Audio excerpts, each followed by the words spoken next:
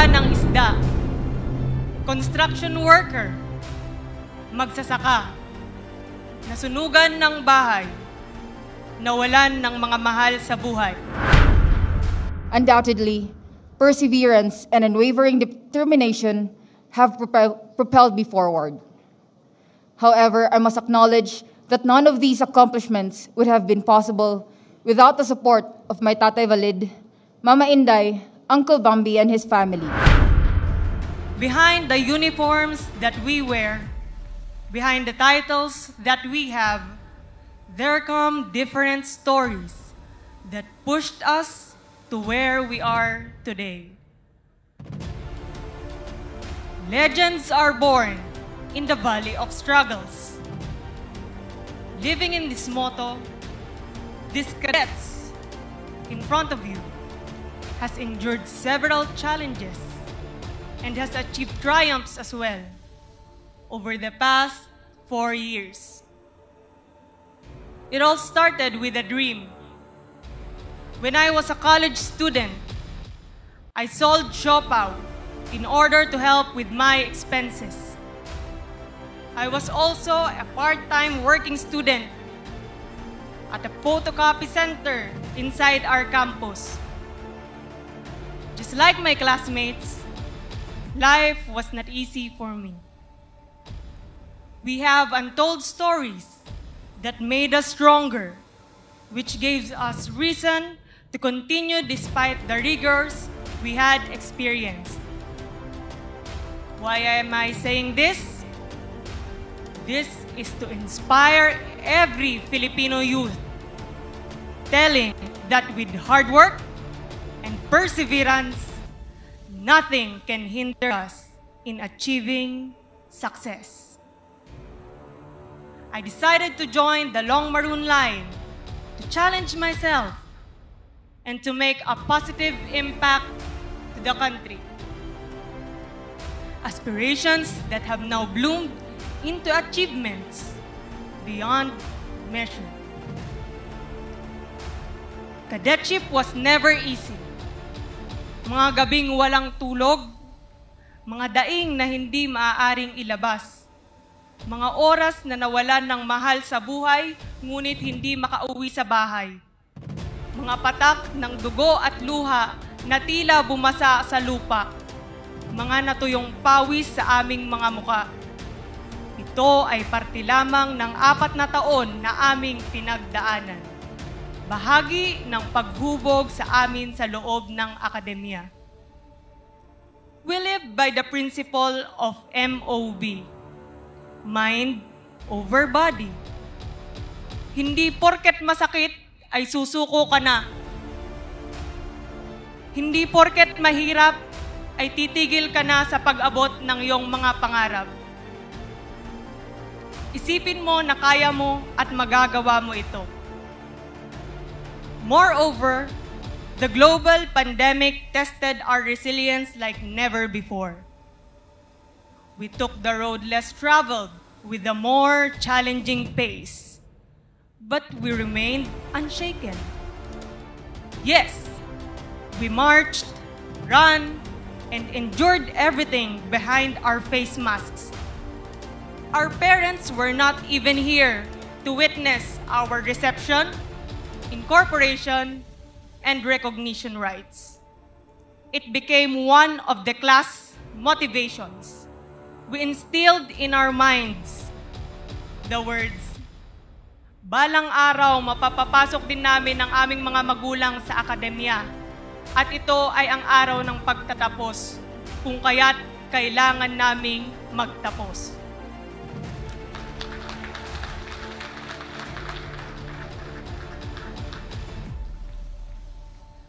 Throughout our time in the academy, we were molded into future leaders, upholding the principles of justice, integrity, and service.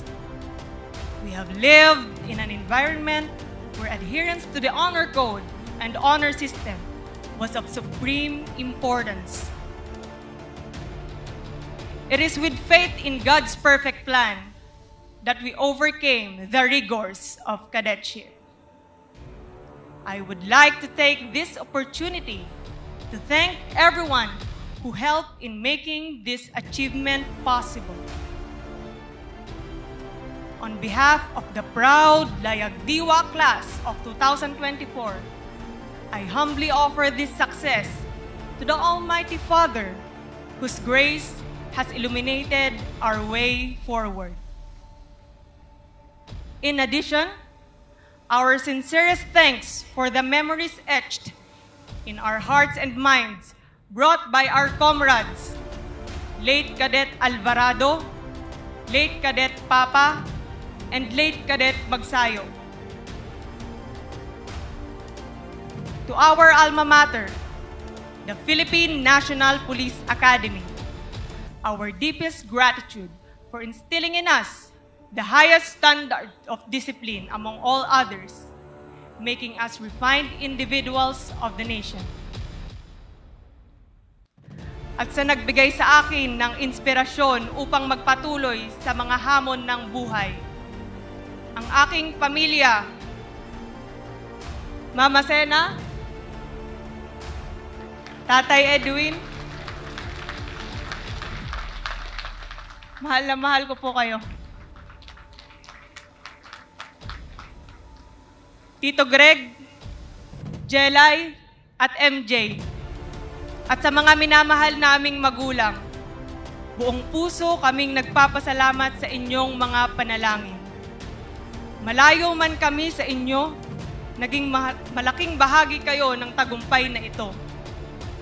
Ang aming diploma, ang aming magiging regalo, kapalit ng lahat ng paghihirap at sakripisyo upang kami ay mapalaki ninyo ng maayos at ng may takot sa Diyos. At sa aming Pangulo, President Ferdinand R. Marcos Jr., Sir, maraming salamat po sapagkat binigyan nyo kami ng pagkakataon na patunayan na kaming mga kabataan ang pag-asa ng bayan. Undoubtedly, perseverance and unwavering determination have propelled me forward. However, I must acknowledge that none of these accomplishments would have been possible without the support of my Tatay Valid, Mama Inday, Uncle Bambi, and his family, to my buddies, squad leaders, to my first class. And I am also deeply grateful to my underclass buddies,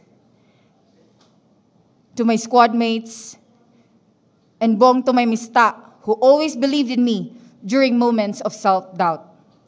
To my roommates, Doom, Stavo, Mesa, the last DM Caps, Gauros, my strongest, Foxmates, tactical officers, non-commissioned officers, instructors, mentors, and our class advisor, Colonel Afan.